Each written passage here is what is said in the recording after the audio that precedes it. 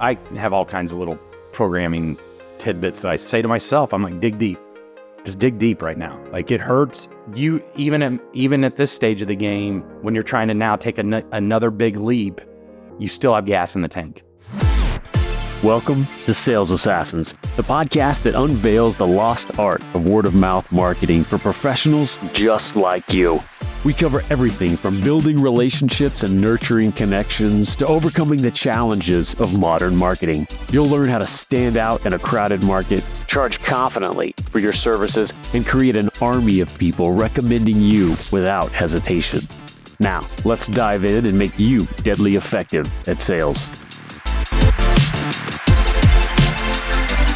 Welcome, all you current and would-be sales assassins out there. Joe, how are you, sir? I'm wonderful. Good to see you. Awesome. Yeah, it's time, I think, for a little tough love. You were telling me about some.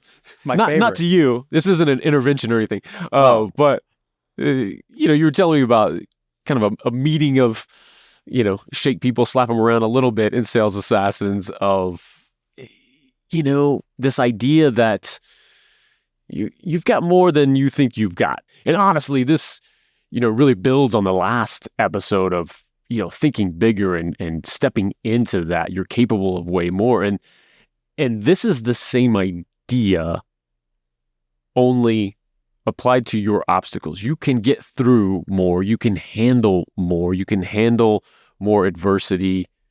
And like you say, you've got more gas in the tank than you think. And that's what you were sharing with the folks in Assassins. Yeah. And you've lived it. And that's why you've shared it. And I think this is critical that we all need at times to, when we're in the middle of something, it doesn't mean it's not hard and it's not difficult, but you can do more than you think you can.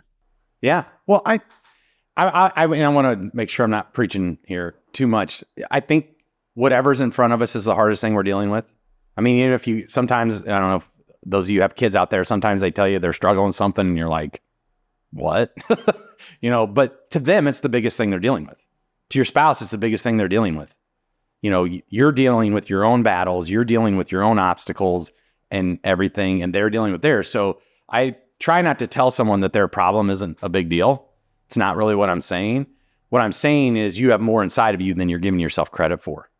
And when I say more gas in the tank, a lot of times we get in this mode of I'm exhausted or I can't take it anymore, or whatever it is. We feel like we've gotten to our limit, and I've lived and have seen, and that's just not the case. We rarely use what capacity we have. I think there's a small percentage of your brain that you actually even use. So what that came from was, and it was in our Assassins call, we were talking about obstacles and overcoming obstacles and kind of what it takes. And, our demographic is somewhat younger. So it's a lot of people that have younger kids or newer families and things like that. And if that's all you know, that's all you know. And so you have all these things happening while you're trying to build your business. And the topic came up of, well, can you, because they think I'm old, I guess. Can you give us some, examples of obstacles? And I've got I think it's a unique story. I don't know that it's, anything special, but when I was a financial advisor and started doing leadership and was asked to step into a leadership role where I was at before, I mean, that process wasn't stop everything you're doing and just focus on this. It was do your day job plus your leadership responsibilities and all of the things we're going to assess you on. And I chose that. It's not like I could have quit at any time, could have tapped out at any time. And during that time period, my wife got pregnant with our fourth pregnancy, and it was twins. So I'm running 3 businesses and doing the bidding of, the people above me to see if I can take and perform and everything. And that's normal. They should do that, by the way. I'm not complaining about that. That should be done. And, that was a lot. And then Susan went on bed rest in May, and the kids were born in October. And then when they were born, they were in the NICU because they were preemies. So I'm at home with 3 kids. She's at the hospital with them. And then they came home on heart rate monitors. So, and there's 2 of them. So they have to be fed both all night, plus heart rate monitors. And I don't know if you've ever heard a heart rate monitor. If you haven't, just go up to a police car and ask them to turn the siren on, put your ear on the siren. It's loud for a reason, because apnea is a stop of heart or stop of breath. And so we were up every 30, 40 minutes in complete chaos. Kids are screaming, dogs barking, babies need to be fed, heart rate monitors are going off. It felt like I was in a war zone, all while trying to maintain the business I had, the responsibilities for the office I was, leading, and being in a program where they're basically watching everything you say and do and giving you responsibilities and things you have to complete and being assessed. And it's like Hunger Games, where every quarter they cut.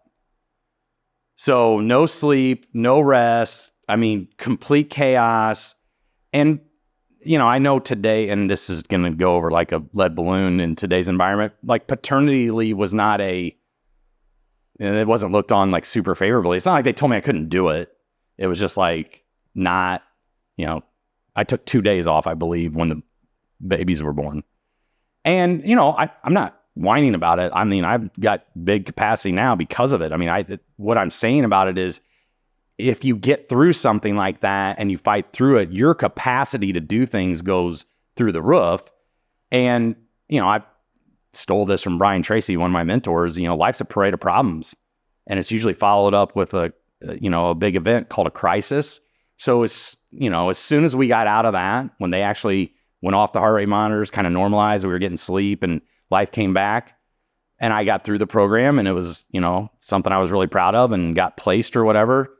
Then Susan got diagnosed with breast cancer.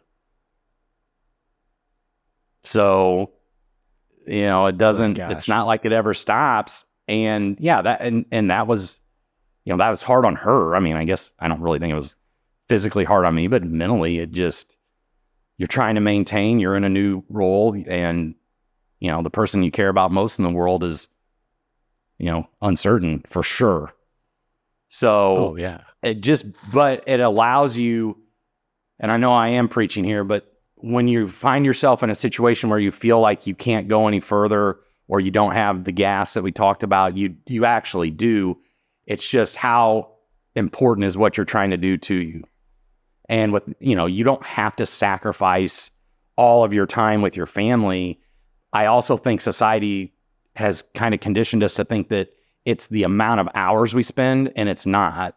It's the impact of the actions, how we carry ourselves, how we react. And I'm not great at that. I've been accused of having a short fuse.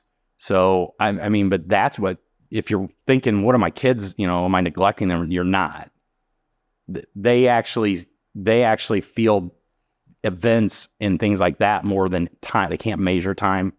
So I'm not saying to just, tell your loved ones, I'll see you later, but don't convince yourself that you're somehow neglecting them or that you don't have enough energy. Whatever it is, you do. And guess what? As soon as you get through the big obstacle, I promise you another one's down the road if you're growing. If you want to be complacent, maybe not, but sometimes you get them there too. They usually don't stop. So that was our conversation. And I just think that as a group, especially for our assassins, I want them to know they've got a lot that they're capable of. Yeah, I think it's a huge reminder, and it's not, oh, this isn't a problem. Of course not. No, you're not. You're not sitting there saying, this is nothing. Stop whining about it. It's right. No, you can get through this. It is hard. It does suck. It's horrible. And you can take it. You can get through it. And I know with kids too, if you can, because I've battled that constantly, like all I want to do is be with my boys. Like that's it. And so, but I've got to do this and I've got to do that. The biggest takeaway that I hope people can get in that category, just like you mentioned, it's not hour for hour and it's 8 hours here, I need to be 8 hours there.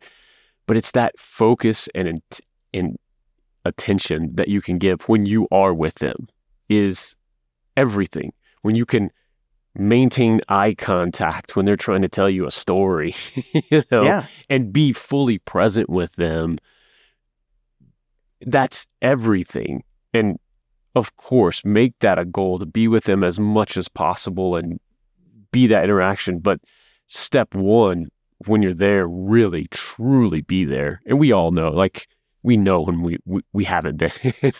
And so that's huge. And I think the importance of this, not only, oh, thanks for the shake or the slap, oh, I can get through this. I think it's also to have a little voice in the back of your head as you're going through this. It's not easy to do in the moment, but when you can go, oh, wow, I'm going to be so much stronger on the other side of this, that's helpful as well. Well, I always say I have all kinds of little programming tidbits that I say to myself. I'm like, dig deep. Just dig deep right now. Like, it hurts. You're tired. I mean, in the last, so July 16th, I don't even know what today is. Let's call it the last 2.5 months. I have moved twice. I've started a new office, launched YouTube ads, this podcast, Meta ads. We have an in-person mastermind, which is my baby and the thing I care most about outside of my family, in the 1st of November with all the people that, are in our circle and all the things that come with that in like 60 days. And I'm not young anymore. So I'm not saying I'm great, but I am saying this, like, I have so much gas in the tank. Like, I drive this is a funny story and no one will probably appreciate it. Maybe you will. So, because we have 5 kids, I drive what's called an Explorer van. It's one of those vans where they cut the top off, put a moonroof on it, put a 27-inch flat screen in it. Because when we travel, there's 7 of us and the dog. And I drive it from where we are up to the office now. And I've gotten to know the guy who runs his office. He's a great friend and been really good to us. And he said, he goes, at first I thought there was a homeless person living in a van. It's not because but it's here all the time. Early in the morning, late at night, Saturday and Sunday. And he's like, I thought there was someone squatting. And he's like, then I saw you in it. And I still go to the golf and go to church and go to my kids' activities and all the things. It's, sometime we should talk about time management and things like that. But, it takes energy. It takes gas. However, I've got huge dreams, man. Like, I want to do big things, and I came here for a reason. And it wasn't to lay on the beach, although I do that on Sunday afternoons, mostly float in the water. But you know what I'm saying? So, like, you even at this stage of the game, when you're trying to now take another big leap, you still have gas in the tank. Like, it's still there. You just got to dig deep for it. And last night I was here at, like, I don't know, 7:54 pops into my head because I wanted to get home by 8, and I had one more thing to do, and I'm like, just dig deep, and I didn't want to do it. Well, and that's the thing that to help you dig deep is that pull. What's on the other side of this? Yeah. Right. It is defining that dream, defining that goal, the immediate, the long term. Like we talked about in the last episode, that 10 years. What's that vision? Who's that person I'm looking at and want to become, and keeping that in front of you so that in those moments, okay, how would that person handle this situation? How would they get through it? And stepping into that, and like you talked about, hopefully, laughing about this moment 10 years from now, like, oh, that's a tiny problem, right? That was nothing. Yeah, you may not, but there's a good chance you will, and it's important to keep that in mind in the middle. Sometimes in the middle of a horrible situation, and you're sitting in it, right? When you can go, all right, let me take inventory and just take a step forward and get to the other side of this. Yeah, exactly. There is an end in sight to everything, and then a new beginning. Good spot to wrap up. I think we've hammered it home. I think it's really important though too. So I'm glad we did. I'm glad we jumped in with this, because we're all, hitting something. Yeah. Like you said, it's a Pareto problem. There's things that happen. And when you can let that in and be okay with it, and it doesn't mean life's horrible. It just means, no, life's fantastic. And there's going to be some things I got to deal with. That's how it goes. Move forward. The alternative is you have no problems, and that's called not being alive. Right. Exactly. All right. Joe, thank you so much. All right, Glad man. to chat. Good to see you. And we'll see you all next time.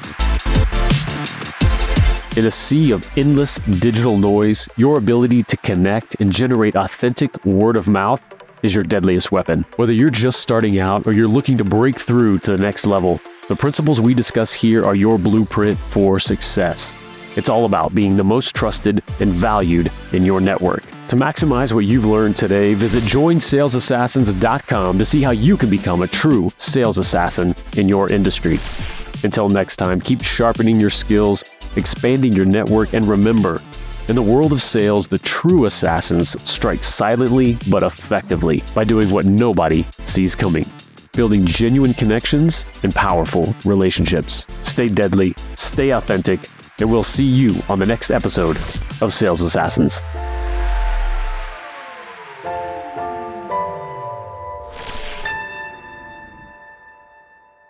This show is powered by Media Leads. To get your next great podcast produced, go to MediaLeadsCo.com.